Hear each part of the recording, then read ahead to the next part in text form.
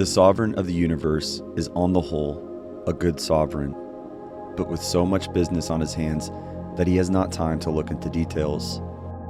Such was Cicero's apology 2,000 years ago for Jupiter's neglect of his terrestrial kingdom, and the words would fairly express the vague thoughts which float through the minds of common men if they think of God at all in relation to the affairs of earth. But there are times in every life when, in the language of the old psalm, quote, "Heart and flesh cry out for the living God," end quote. The living God, not a mere providence, but a real person, a God to help us as our fellow man would help, if only he had the power. And at such times men pray who have never prayed before, and men who are used to pray with a passionate earnestness they never knew before. But what comes of it? When I cry and call for help, he shutteth out my prayer. Such is the experience of thousands. Men do not speak of these things, but as they brood over them, the cold mist of a settled unbelief quenches the last spark of faith in hearts chilled by a sense of utter desolation, or roused to rebellion by a sense of wrong. To some, no doubt, all this will savor the mingled profanity and ignorance of unbelief. But by many, these pages will be welcomed as giving full and fair expression to familiar thoughts.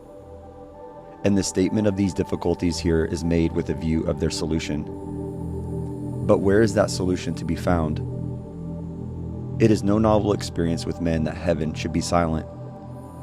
But what is new and strange and startling is that the silence should be so absolute and so prolonged that through all the changing vicissitudes of the Church's history for nearly 2,000 years, that silence should have remained unbroken.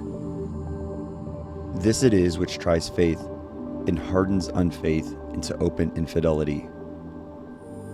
Can this mystery be solved? Mere speculations respecting it are profitless. The solution must be found in Holy Scripture, if at all.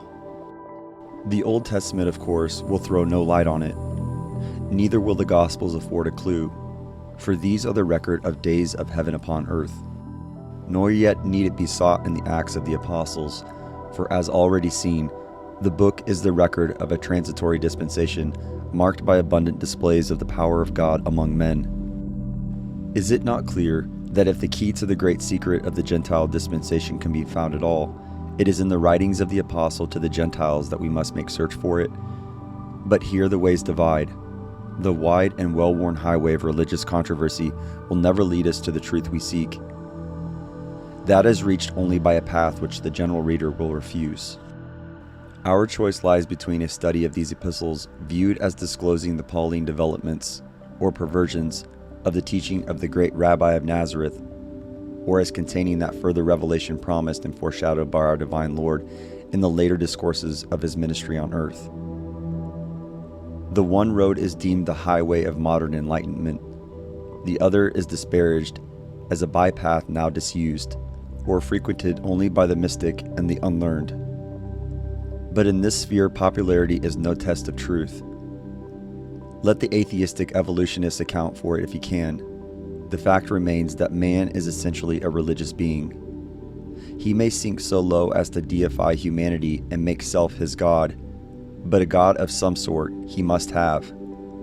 Religion is a necessity to him. The Christian religion prevails in Christendom. Other systems hold sway among the decaying civilizations of the world. But neither the deepest degradation nor the highest enlightenment has ever produced a single nation or tribe of atheists. This undoubted fact, however, may well give rise to the most serious thoughts. It cannot be admitted that the element of truth is of no account in religion, or that all these religions are equally acceptable. And once we come to the question of their relative excellence, the religion of Christendom defies all comparison. May we then maintain that all adherents of the Christian religions are assured of divine favor?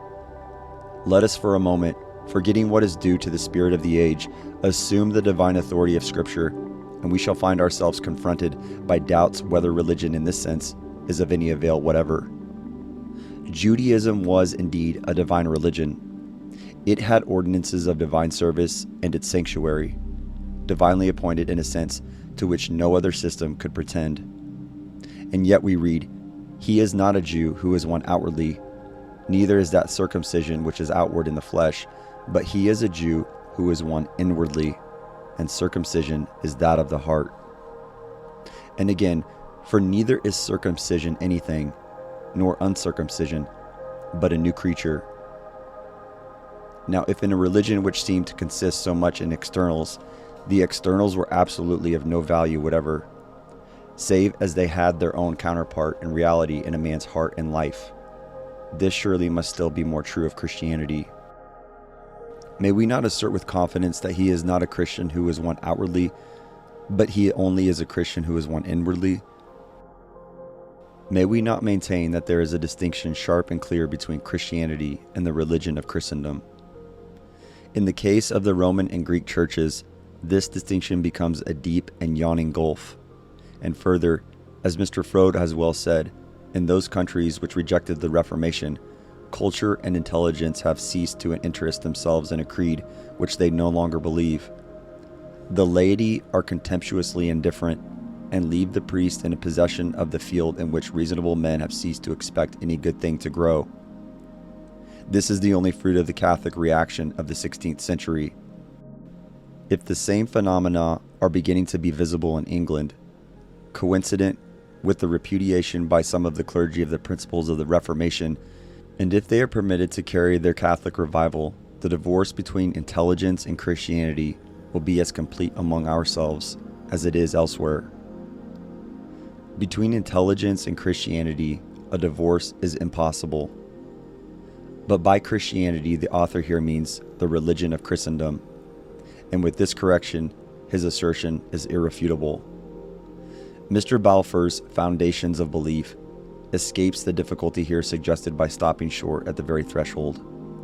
His work is introductory to the study of theology, and here his criticisms are searching, and his logic is without a flaw. But one step more would have brought him to the point where the ways divide. What is the theology he is aiming at? Is it the religion of Christendom, a human religion based on a divine ideal, framed to reach and regulate men's opinions and conduct so far as the spiritual side of their complex being is concerned? Or is it Christianity, a divine revelation commanding the faith and thus molding the character and controlling the whole life of those who receive it? In the estimation of some, the great religion of Asia compares favorably with that of Christendom on account of its freedom from priestcraft and ceremonial observances, its repudiation of penance and everything of mere asceticism, and the singular truth and beauty of its doctrine of the middle path. But the comparison is altogether dishonest. It is drawn between the ideal Buddhism of our English admirers of Gautama and the Christian system in its more corrupt developments. The practical Buddhism of Buddhist races is a gross and degrading superstition, and it cannot compare with the Christian religion even at its worst, and even the refined Buddhism presented by its Western exponents is wanting in that ennobling element which is distinctive of Christianity. The wholly legendary and half-mythical story of Gautama's life are a poor equivalent of the well-ascertained facts of the ministry of Christ. Here let a witness speak whose judgment is warped by no religious bias. Quote, "It was reserved for Christianity," end quote, says Mr. Lecky, "to present the world an ideal character which through all the changes of 18 centuries has filled the hearts of men with an impassioned love, has shown itself capable of acting on all ages, nations, temperaments, and conditions, has not only been the highest pattern of virtue, but the highest incentive to its practice, and has exerted so deep an influence that it may be truly said that the simple record of 3 short years of active life has done more to regenerate and soften mankind than all the disquisitions of philosophers and all the exhortations of moralists. This has indeed been the wellspring of whatever has been the best and purest in the Christian life. Amid all the sins and failings, amid all the priestcraft and the persecutions and fanaticism which have defaced the church, It has preserved in the character and example of its founder an enduring principle of regeneration. If the Christian religion, even in its outward and human side, can justly claim such a testimony as this, what words are adequate to describe Christianity in the higher and deeper sense? And let no one carpet this distinction as fanciful or forced. In fact, it is broad and vital. Just as the religion of Asia is based on the life and teaching of Gautama, so the religion of Christendom, regarded as a human system, claims to be based on the life and teaching of the great Rabbi of Nazareth. But the advent and ministry of Christ were in fact introductory to the great revelation of Christianity. Thus was crowned and completed, as it were, the fabric which had been rearing for ages. In the public aspect of it, his mission had relation to the economy about to close. He was born under the law. He was a minister of the circumcision for the truth of God. Hence his words, quote, "I am not sent but unto the lost sheep of the house of Israel," end quote. And as the result, infinite love and grace, which knows no distinctions, were restrained. "I have a baptism to be baptized with," he exclaimed, "and how am I straitened till it be accomplished?